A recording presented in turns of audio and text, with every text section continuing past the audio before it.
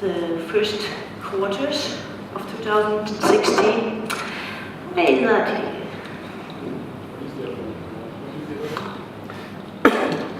maybe I try, and if it doesn't work, I take the other one. That you. Okay. So 2016 data, the first quarters, and you see we have this growth rate again. We have nearly 10% of growing. I must say this is only fresh products because we use this GfK household panel data that I've told about before, and we have a wide range of products, but we don't have the home market. We have all the fresh producers, which you see there: fruit, vegetables, potatoes, and meat, poultry, eggs, cheese, bread, dairy. All these products are in there, which are about 2/3 of the market. So these 2/3 can already give quite a good view. And you see again that these sales channels, discounters, supermarkets, and the natural food stores are the ones who are driving the market. And this is how this German organic market looks like product groups. And you see it's really dominated by fresh products. It's different. So if you would have the conventional market beside it, then you would see that on the conventional market, about half of the sales value would come from the dry products, and meat and meat products would have a much higher share than they have in the organic market. And one of the driving forces are these ones, fruit and vegetables, which have about 1/4 of the market, and then milk, dairy, and cheese, and then you see the meat. This is strange. Meat and meat products, and then the bread and bakery.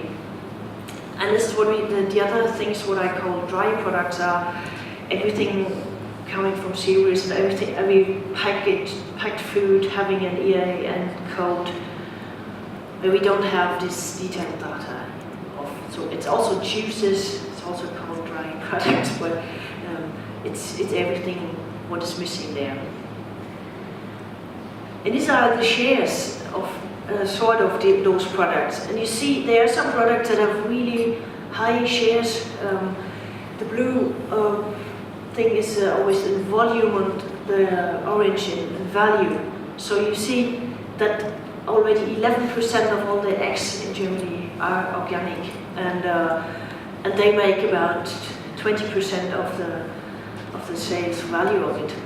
And there are some products that have quite low percentages, which is meat, because it's always a little bit behind. And the other ones have, you can see it, like 6 and 5%. And of course, what you also see here is that the share of the value is always higher because of the higher prices, quite clear. Okay, and this is also a view on the first quarters of this year again, on the growth rates. And you see there are some really very dynamic products at the moment. This is poultry and oils, potatoes also, but this is because there was a very low harvest in the last year. And others that are not growing so much anymore, but for meat, for example, there's a real shortage in pork meat, and that's why, of course, if there's no pork, you can't sell it. And also for fruit, vegetables, of course, it always depends on harvest and how much there is on the German production and also in the Spanish and Italian production. And this might be interesting for you as well, because these are the surpluses on the consumer prices. And they are really different. And people are always asking, how much more does that actually cost in the shops? And there's no general number. You could say it's really different. For example, for the chicken, you pay nearly 3 times that what the conventional chicken would cost. And consumers are ready to pay that. They are willing to pay it because they know the difference and they know how the animals are kept and so on. And also for the eggs, it's always also 2.5 times the price they are ready to pay. And this is what you can use, this readiness, because people are aware of the advantages of the organic products. And there's also some products which have really low surpluses, like bananas or their carrots. These are products that on one hand have a high organic share already, which maybe because they are not that expensive, but and there's also products that are already expensive in the conventional market, like the beef, and then the surpluses are not as high as for other products. So what you see, it's possible with the right story behind it. It's always possible. And now the production in Germany. So we have this really high, very dynamically growing market, and on the other hand, we have a quite slow growing of the organic area over the last years. And now this actually has changed a bit, so the area is growing again. It has grown in 2015 by nearly 4%, but for 2016 we expect still a higher growing, especially there will be much more dairy cows and much more grassland, especially in the south.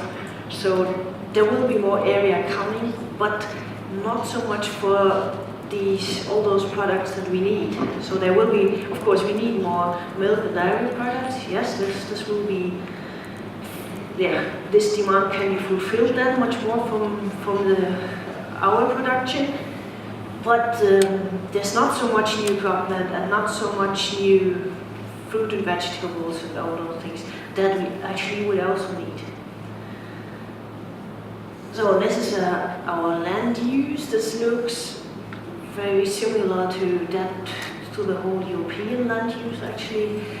So we have more of half, like something like 55% of grassland, and then cropland is 445,000 hectares, and of those, most of it is cereal, the main production direction, and then we have all these cereals grown here. So we have wheat and quite a lot of rye, which is traditionally in Germany, but it's also because we have many area in the northeastern regions of Germany where we have very light soils, and then the rye is growing. So it's actually the second time that we have more wheat than rye. It was always the other way around the other years. But wheat is, of course, the cereal that people want and need for bread and for feeding. And it is the animal production in Germany. And you see here that we have very different shares. The sheep and goat meat has a really high share, but I have to say it is actually there, but it's not sold on the organic market. It is much more sold in restaurants, in like regional specialties, and sometimes there's the organic label on it and sometimes not. So it may be a situation that you also know from your beef meat here in Estonia. But we have a high share also for eggs, with nearly 9%, and for the beef with 4%. And this is because also, and not such a high share for pork, because we have a big pork producer in the conventional market, and we export 1/3 of our pork is exported in the conventional market, and it's very cheap, very cheap, and then it's just difficult to develop this pork market, because this is much more expensive to produce organic pork, and the conversion to organic takes such a long time and so on. And the poultry has a share of 1%, which could be also higher, but these are the two products which are very, very cheap in the conventional market, and where you have to pay these high surpluses, and that's why it's going comparatively slow. So, and now I showed you our production, and of course I also have to show you our imports, because we are really depending on imports in the organic market. And what we see here is the imports of raw material and fresh produce. We don't see the imports on processed products or semi-processed products, because we just don't have it in our statistics. And that's why we can show you this. So you see that nearly all of the sunflower seeds and soybeans are imported. Even products that could be produced in Germany are imported a lot, like field peas. Because there's a high demand for our animals to feed, for feed production. And do you know who's the main delivery country for field peas? No? It's one of your neighbors. It's Lithuania. And we import oats, which also could be interesting then for you. And then, which is really clear, is that we import fruit and vegetables, that we import bananas, this is for sure. But we also import peppers and tomatoes and all those nice fruit and vegetables that you can see there, because we just don't have them during winter time. But we also import them during our season, because there's not enough. Of course, consumers prefer always the regional fruit and vegetable, but if there's not enough of it, then we import it. And we also import quite a lot of carrots and onions and apples. So there are chances, I would say, and they come from the neighboring countries, these onions and carrots and apples. So the onions and carrots mainly from the Netherlands, and then the apples from Italy and so on. From Estonia maybe. And for the animal products, it looks like this. So we also import quite a lot of dairy products, because we still have a shortage of milk, but that will be changing from next year. That's why I wouldn't suggest you to go into dairy if somebody thinks of it, because we will have really a lot of more milk from next year, from the end of 2017 on. So I wouldn't start that unless you have a real special good product that you can tell a story about it and everything, but not to deliver to the anonymous raw material market. And we also import some beef and pork mainly from the Netherlands and from Denmark, and we import some beef, which is mainly cold cows for minced meat, and which is not from Argentina or so on, but also from the neighboring countries. But it's done later on in detail. So, and now now I want to have a look on the European market, or are there still some questions on the German market?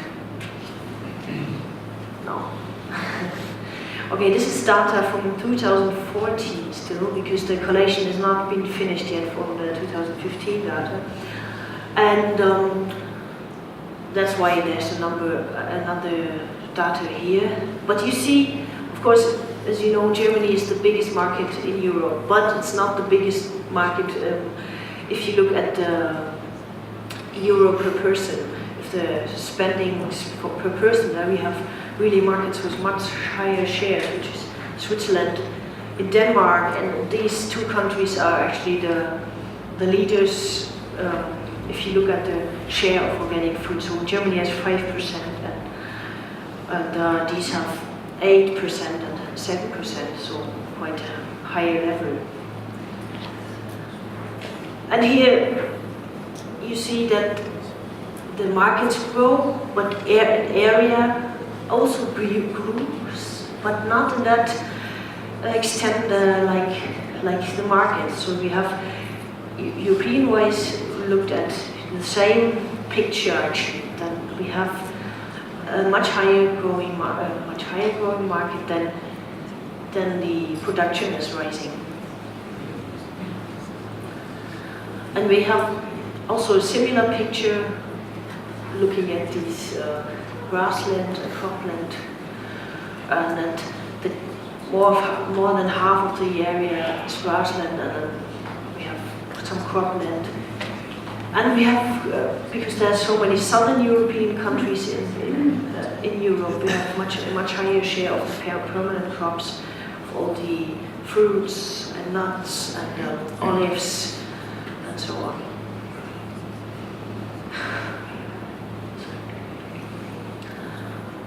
Okay. And this picture is it's more or less the same for Estonia now. You see also, you have lots of grassland, and you have less than half of it is cropland, and the main land use for the cropland is feed, and then comes the cereals, and the main cereal is oats. I don't know how familiar you are with those figures, but so you have also quite some extensive production here on the grassland with beef and sheep on it, and so these are, as you know, the main production. The Estonian organic market, I mean, there's some old figures, but I put them here because I don't have any newer ones, which were that the market was worth 22 million euro a few years ago already, and you import a lot and you export a lot. So you import also for your organic shops, you import fruit, vegetables, and you export cereals mainly, as far as I heard.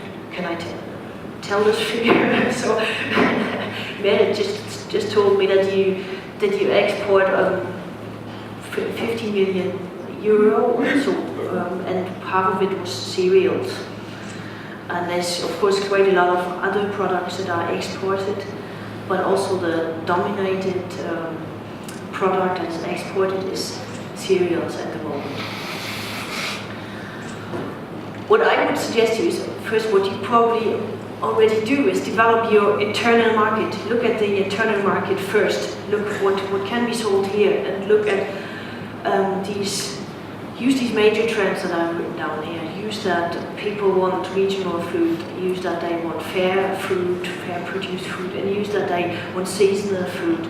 I mean, I've seen so many restaurants that really, and here in Tallinn, that say use regional and seasonal food, and so my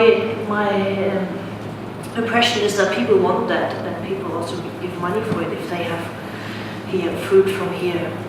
And so I first would try to use that, and then look at the exports. And when looking at the exports, there are actually two main directions, I would say. So you have to decide, do you want to be a deliverer of raw material or semi-processed material and deliver it into this big German or whatever market? This is possible. There's big demand for it, and especially for serious protein crops, it is possible. But then you are really in a hyped competitive market, and you could earn money on it, of course. And but this is the one possibility. And the other one I would also see is you are developing a Estonian brand, or to deliver fine Nordic food, specialties, and then tell a story of it, tell the naturality of the Estonian nature, and tell people on the West, because they are not aware of that Estonia as being a agricultural country, and they are not. I mean, you probably are faced with it all the time. That people in Germany are not. They don't know Estonia, so you have to tell the story behind it. You have to see. You have to sell landscape and people and this feeling, and then you can end up in this market. And then take the steps Kevin just told you to be more practical than at the end. Kevin was talking about, and you go to maybe to Biofach, and then present your product and present your story, and then try to get it listed there. And what's becoming much more important to all the processors and all in Germany is traceability. It's really a big issue because there have been so many frauds this last time, not from Estonia, but in Romania and in Ukraine, and 5 years ago in Italy. And that's why frauds where conventional products were sold as organic, and that's why they really are much more keen on knowing where this product is coming from, and not just having a certificate. I mean, there's these traders as well, who only want a certificate, but many of them really look for direct contacts and for long-term partnerships, and then they know that they also can get products the next 2, 5, whatever, 10 years, and there are enough of those.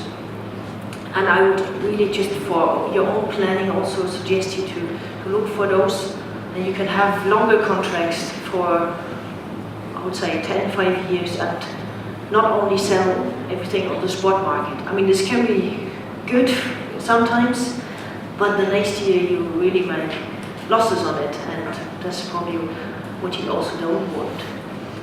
Okay, and then I would talk about some chances I would see. And I would say chance number 1 would be beef. I mean, I've seen that you have so many beef in Estonia. We already visited some beef cattle farm here, and which is not sold organically. And we also have the situation. We also have beef that is not sold organically in Germany, but it's always due to distributional things actually, that the farms are just too far away to collect the animals, and then they are just sold on the conventional trader, and that's it.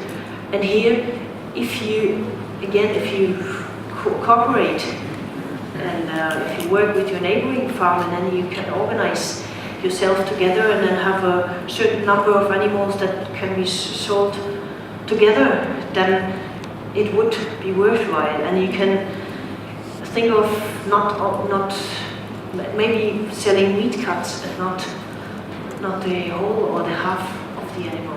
Slaughter it here, and then and even better, make some product out of it. Because what you see here is Denmark is the most important beef deliverer at the moment. And these are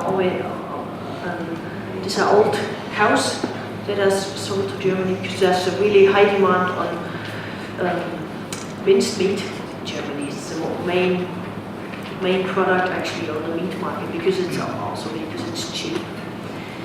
And you see, these are the shares and sales volume and then sales value of the different meat products in Germany, and they are still quite low compared to the other ones. And that's why there's a market, and it's not only here, it's also this minced meat market is an anonymous market. But if you could also try selling breeding cattle, or you can try and sell specialties. What you have here, I've heard about the beef jerky, the dry meat that is produced here, and there are possibilities just to show you that Germany is really not one of the big players in the beef market. There are other ones, and Estonia is here with 19,000 beef for meat production. So that would be a possibility. And these are the prices.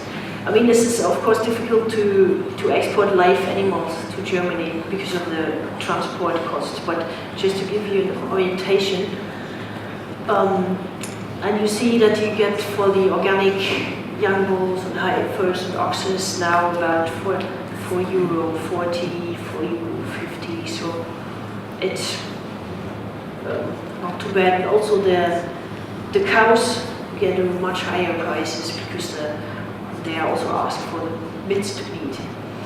And what you see here is that also the organic price is really independently developing now. It doesn't. They are not fixed anymore. Like they were here. Here you can see people got surpluses, but now these are two different markets.